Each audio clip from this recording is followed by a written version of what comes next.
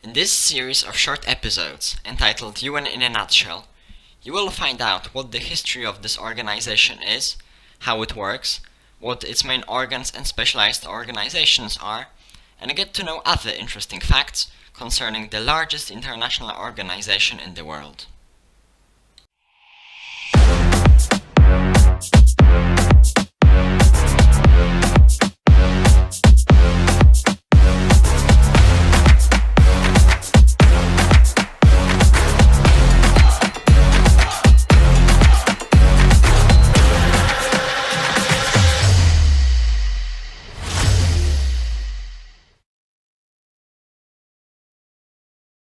This year, the United Nations is celebrating its 75th birthday.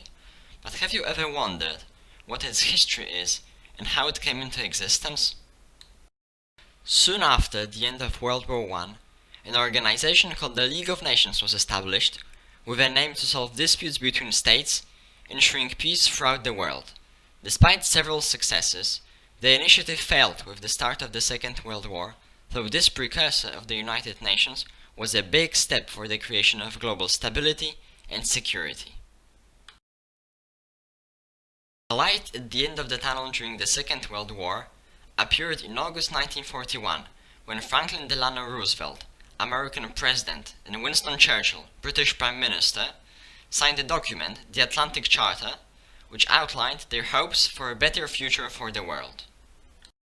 The term the United Nations itself, coined by the two gentlemen, was first used in the Declaration by United Nations of the 1st of January 1942. That day in Washington, representatives of 26 nations signed a document making a formal promise that their governments would continue the common fight against the Axis powers. However, back then, the United Nations was not yet formally founded. It was 2 years later, already after the end of World War II, that representatives of 50 states and several non-governmental organizations arrived at the United Nations Conference on the International Organization, held in San Francisco, USA, to draft and then on the 26th of June 1945 to sign the Charter of the United Nations. Interestingly, Poland, whose representatives didn't attend the conference, signed it later, becoming one of the original 51 signatories. The UN came into existence after the ratification of the Charter on the 24th of October 1945 with one main mission: to maintain international peace and security and never allow such a devastating conflict as World War II to ruin the global stability. From 51 members in 1945, the United Nations has grown to 193 members, with the last one being South Sudan, admitted in 2011.